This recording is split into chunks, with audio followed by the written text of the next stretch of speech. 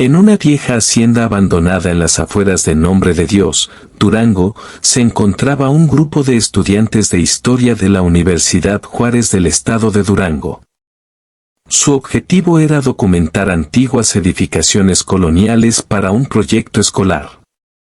La hacienda, conocida entre los locales como La Niebla, tenía fama de estar maldita. La razón no era clara, pero desde generaciones atrás, la gente del pueblo evitaba acercarse.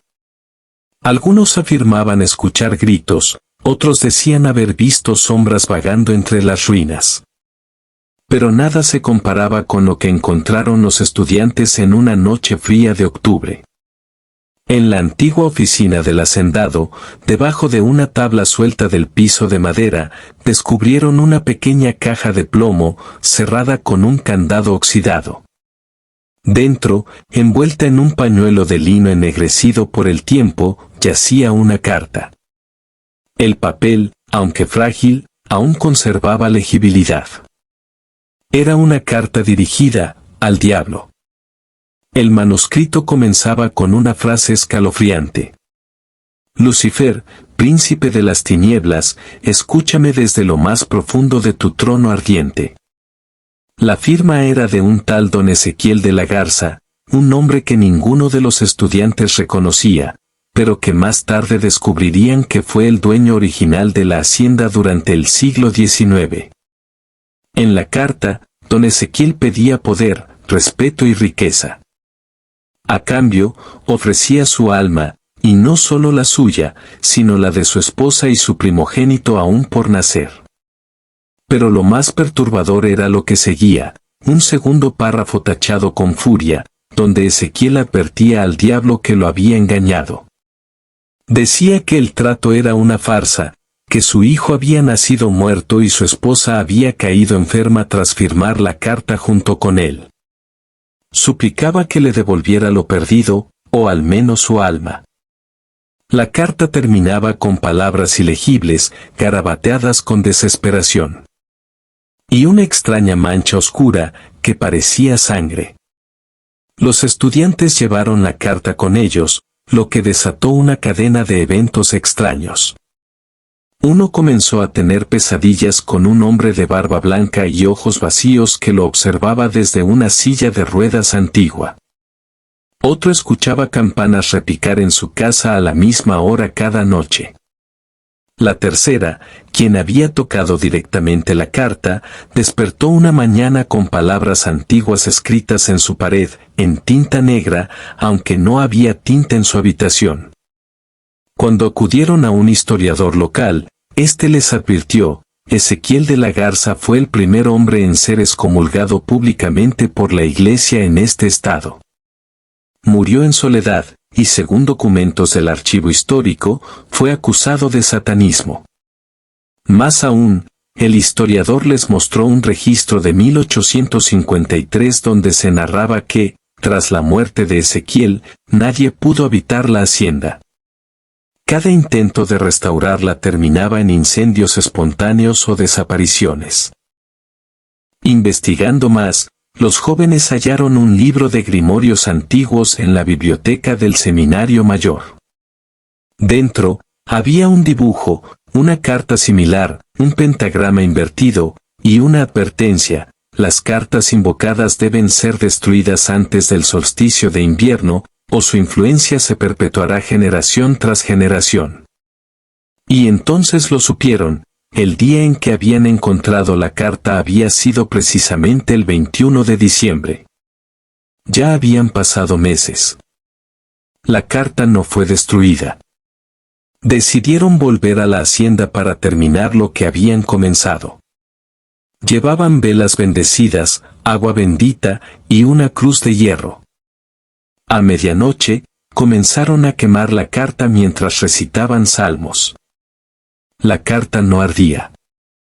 Un viento helado los envolvió. Puertas que ya no existían se cerraron de golpe. Escucharon pasos, voces de ultratumba.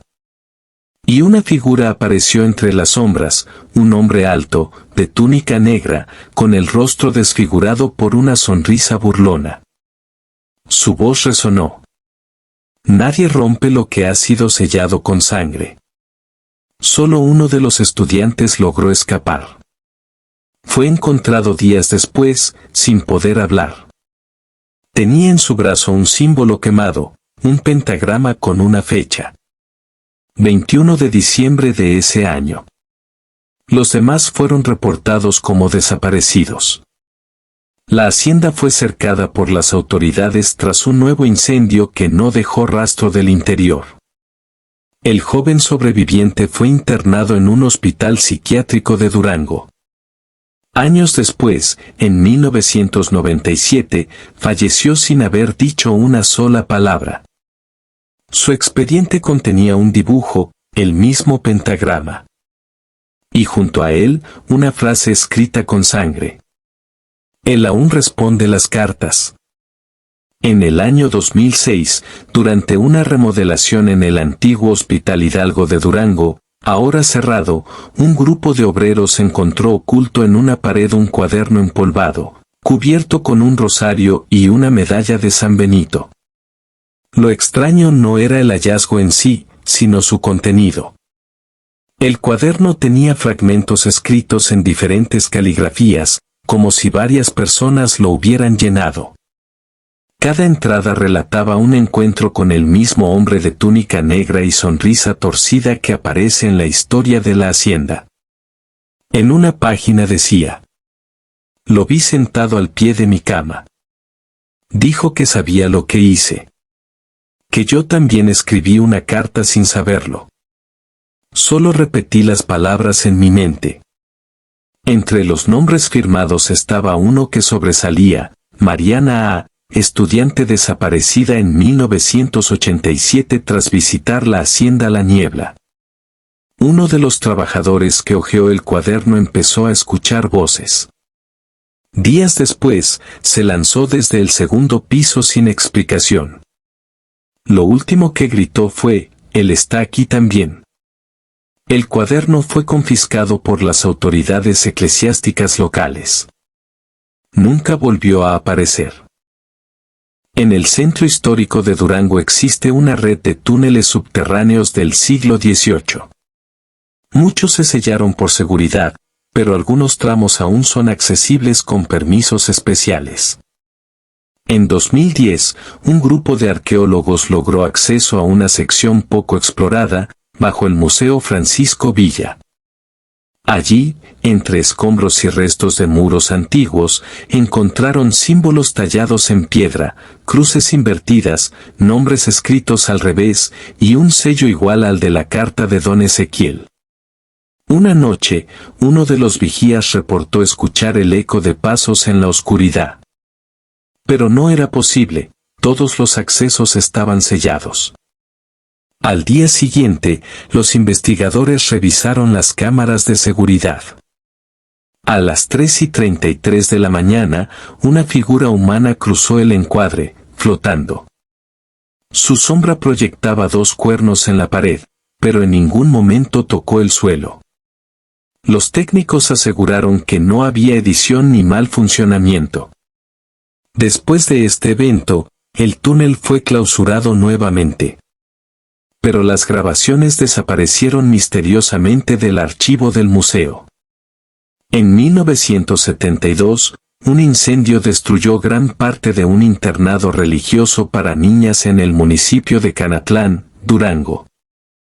El caso fue noticia nacional porque nunca se explicó el origen del fuego, y los pocos sobrevivientes hablaban de una misa negra realizada por 3 monjas la noche anterior. Una de las niñas, ahora adulta, dio una entrevista en 1999. Afirmó que las monjas la obligaban a repetir una oración extraña cada noche, algo que no estaba en la Biblia. Una especie de invocación. Mostró un dibujo que había hecho de niña, una figura rodeada de fuego, con una carta en la mano. Cuando vio la imagen del sello de la carta encontrada en la hacienda, lo reconoció de inmediato. Es el mismo. Nunca lo olvidé. La entrevistadora sufrió un colapso nervioso días después. En su libreta de notas se halló una palabra repetida 100 veces, responderá. En 1993, en una casona abandonada cerca del Cerro del Mercado, comenzaron a ocurrir fenómenos extraños. Vecinos reportaban ver luces encenderse solas, sombras detrás de las ventanas rotas y ruidos como cadenas arrastrándose. Un grupo de parapsicólogos ingresó con cámaras y sensores. Encontraron un salón cubierto por completo de espejos antiguos. En el centro, una mesa de mármol con un símbolo grabado, el mismo pentagrama de la carta. Durante la grabación, uno de los espejos mostró algo que nadie vio en tiempo real, una figura sentada en la mesa, observándolos. Solo aparecía en el reflejo. Los investigadores huyeron. Uno de ellos desapareció sin dejar rastro. Lo último que grabó fue su rostro frente a un espejo, y una voz detrás de él diciendo, ¿y tú, ya escribiste tu carta? Los sobrevivientes de estos casos, la exalumna del internado, el vigilante del túnel, uno de los parapsicólogos y un monje del hospital, fueron localizados en 2020 por un joven documentalista. Los reunió para buscar respuestas. El común denominador era claro, la figura que los acechó a todos estaba conectada con el pacto original de Don Ezequiel. Teoría: cada vez que alguien conoce la historia, si la investiga o repite lo que leyó, está escribiendo simbólicamente su propia carta. El documentalista desapareció durante su segundo viaje a la hacienda La Niebla. Su cámara fue hallada en el portón. El video terminaba con un susurro apenas audible. Esta historia no es para que la cuenten, es para que la vivan. Año 2023. El doctor Esteban Lara, antropólogo forense especializado en culturas rituales, llega a Durango tras recibir un paquete anónimo. Dentro, una copia deteriorada de la carta de Don Ezequiel, un fragmento del cuaderno encontrado en el Hospital Hidalgo y un mensaje escrito a mano. Tú también formas parte. Solo tú puedes cerrar el ciclo. Firma el séptimo pacto o todos lo pagaremos.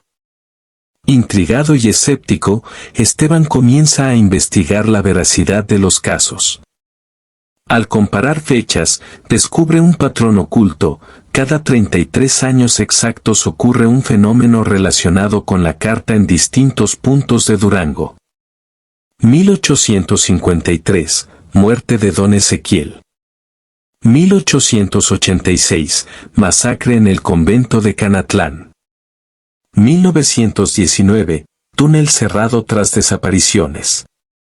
1952, sucesos en la Casa de los Espejos. 1985, pérdida de la carta en la niebla. 2018, primer intento de destrucción de la carta. 2051, próximo evento, pero ya comenzó a manifestarse en 2023. El ciclo se adelanta porque alguien firmó un pacto sin saberlo. Esteban rastrea al único sobreviviente del grupo de estudiantes desaparecidos en la hacienda en 1985. Su nombre, Luis Ramiro Carrasco, ahora recluido en una clínica mental bajo vigilancia del clero. Aunque ciego, Luis afirma que ve cosas que los ojos no pueden soportar. Le revela a Esteban que hay una séptima carta, nunca escrita, pero sí hablada. Una maldición que se activa cuando alguien busca romper el ciclo. Y que el diablo, o la entidad detrás del pacto, ha tomado forma humana y está buscando que alguien más firme para continuar existiendo en este plano. Luis susurra una advertencia. No firmes con tinta. Él no la acepta. Solo acepta lo que fluye caliente. Esa misma noche, Luis muere. Causa oficial: asfixia. Pero su rostro quedó congelado en un gesto de horror, como si hubiera visto algo desde dentro. Esteban descubre en los registros eclesiásticos un texto prohibido llamado De Pactis Infernalis. Allí encuentra una sección subrayada. Si el ciclo se completa con 7 pactos, el ente quedará libre de la carta. Si uno de los pactantes reniega en vida, el ciclo se rompe. Entonces comprende que no necesita destruir la carta, sino encontrar a los firmantes anteriores y hacerlos arrepentirse antes de morir. Pero solo uno queda con vida, una mujer llamada Ruth Rómbula, ex monja del internado incendiado. Vive en la sierra de Tepehuanes, oculta bajo otro nombre. Cuando Esteban la encuentra, ella lo recibe armada, aterrada. Tú también lo escuchas, ¿verdad? Él viene en sueños, vestido de sacerdote. Yo firmé, pero no por poder. Fue por miedo. Esteban le muestra la carta, y ella cae de rodillas, llorando. Pronuncia una plegaria improvisada, algo entre arrepentimiento y súplica. La temperatura baja de golpe. Se apagan las luces. Y entonces, por primera vez en más de 100 años, la carta arde espontáneamente. Al regresar a la ciudad, Esteban se siente aliviado. Pero algo no cuadra. Comienza a revisar el video de su visita con Ruth. En el reflejo de la ventana aparece él. La figura de túnica negra, detrás de Esteban, tocándole el hombro. Ese mismo día, Ruth muere en un incendio en su cabaña. La policía no encuentra huellas. Esteban se comunica con el Vaticano, enviando todos sus hallazgos. 2 días después, recibe una carta de respuesta, fechada en 1849. En ella, don Ezequiel advierte: el arrepentimiento no destruye el pacto. Solo lo transfiere. Si la carta arde sin permiso, busca otro portador. Y ahora, eres tú. Esteban comienza a tener visiones. Una figura lo observa desde los espejos, lo llama en sueños. Su propia letra empieza a aparecer en papeles que no recuerda haber escrito. Un mensaje se repite en su bloc de notas, en el vaho de los espejos, en la arena del patio. Firma. Decide huir de Durango. Pero todo lugar al que va, algo lo persigue. Finalmente, acepta su destino y regresa a la hacienda La Niebla. Deja un último mensaje en video. Si alguien encuentra esto, escúchame, no repitas mi nombre en voz alta mientras sostienes esta carta. No lo pienses. No lo desees. Porque si lo haces, tú también habrás escrito tu carta, aunque no levantes la pluma. La imagen se congela. Al fondo, una silueta se mueve. Y el video termina con una sola palabra en la pantalla, escrita en rojo. Responderá. Si te ha gustado este video, agradecería mucho te suscribas a este canal, des like y compartas este video, así me ayudarás a seguir adelante. De antemano, muchas gracias por tu apoyo.